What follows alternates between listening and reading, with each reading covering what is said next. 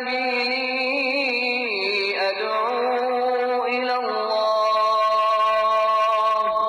على بصيرة أنا ومن اتبعني وسبحان الله وما أنا من المشركين. Bismillah, alhamdulillah, wassalatu wassalamu ala rasulillah wa ala alihi wa ashabihi wa man tabi'ahum bi ihsanin ila yaumil qiyamah, amma ba'du. Sesungguhnya di antara pondasi yang terpenting dalam agama Islam adalah mewujudkan keikhlasan dalam seluruh ibadah.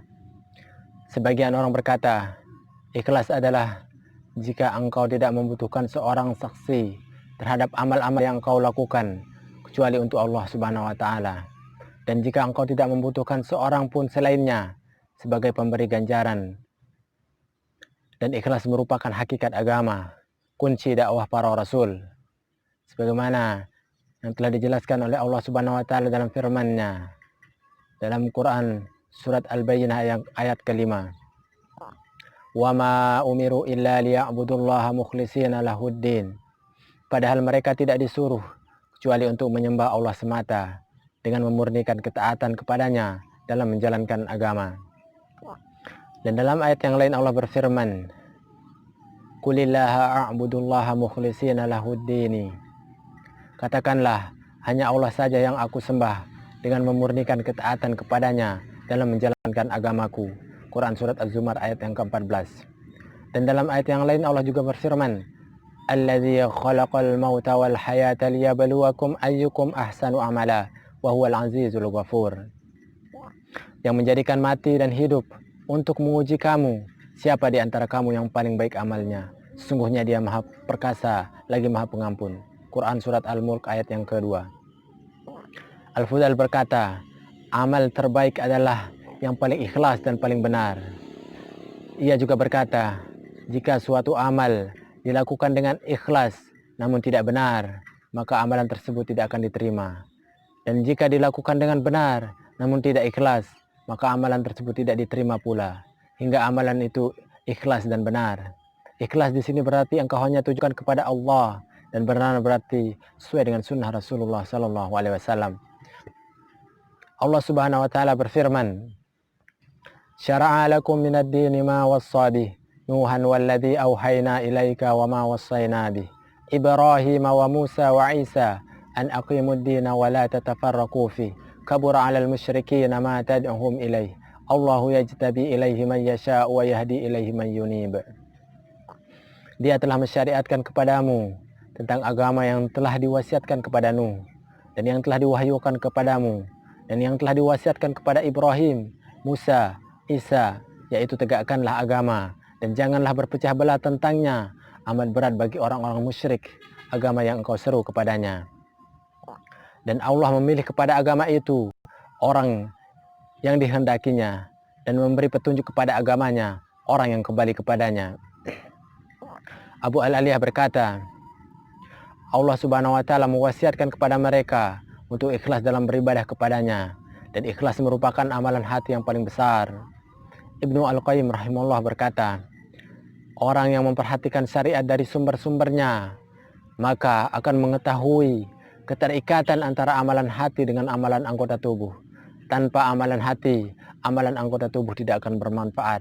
Bahkan, amalan hati lebih diwajibkan daripada amalan anggota tubuh.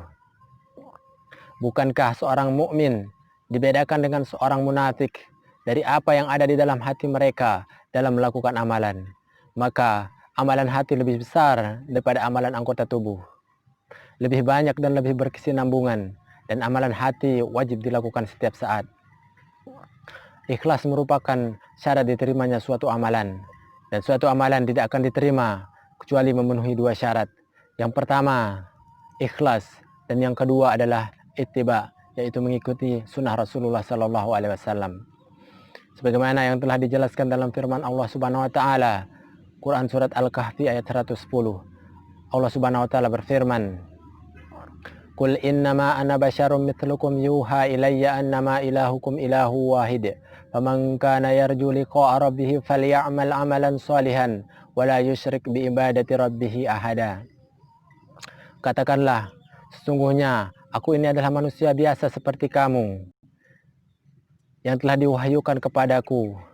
Sesungguhnya Rob kamu adalah Rob yang esa, dan barang siapa yang mengharap perjumpaan dengan Robnya, maka hendaklah ia mengerjakan amalan soleh, dan janganlah ia mempersekutukan seorang pun dalam beribadah kepadanya.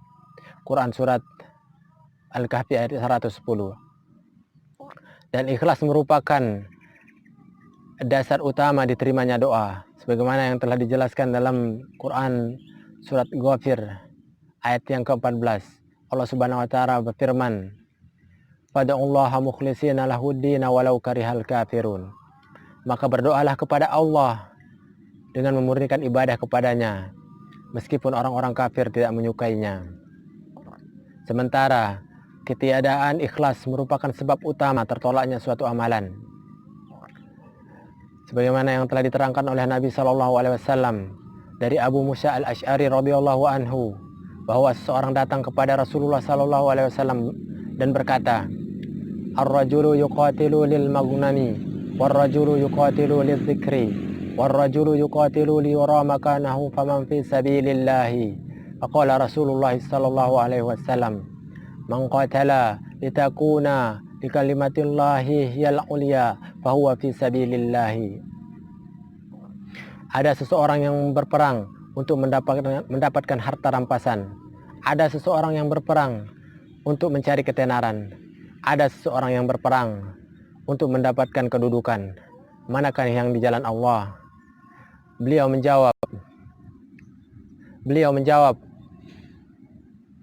setiap orang yang berperang untuk meninggikan kalimat Allah, maka itulah yang di jalan Allah tabaraka wa ta'ala. Dan dari Abu Umamah Al-Bahili radhiyallahu anhu, bahwa Rasulullah didatangi oleh seseorang dan berkata, "Ara'aita rajulan ghaza yaltamisul ajra wa dzikra ma lahu." Faqala Rasulullah sallallahu alaihi wasallam, "La syai'a lahu." Fa'adaha thalatha marratin.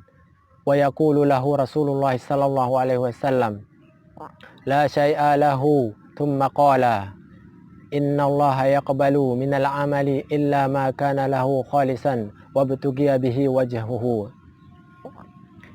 Apa pendapatmu tentang seseorang yang berperang untuk mendapatkan upah dan nama baik? Apa yang akan dia peroleh? Rasulullah SAW menjawab, dia tidak akan mendapatkan apapun. Dia mengulangi pertanyaannya sampai 3 kali.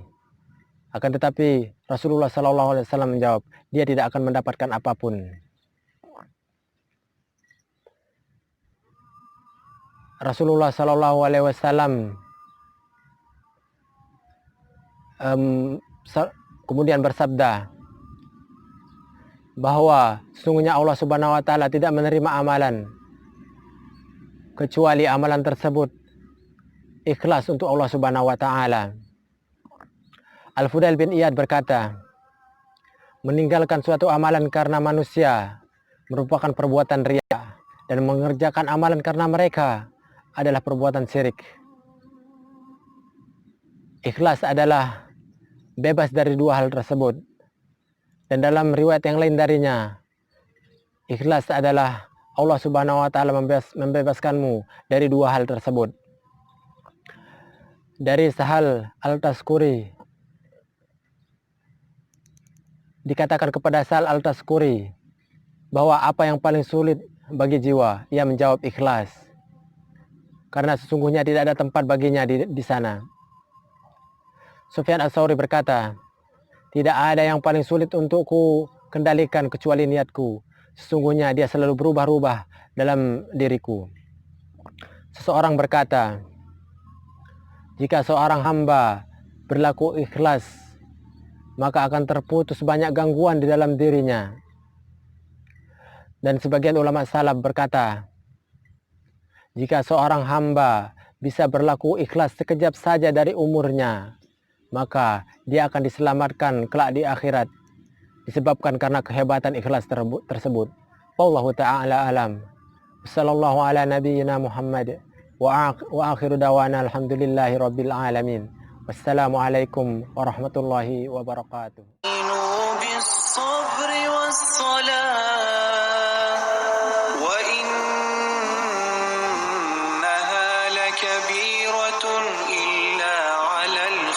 خاشعين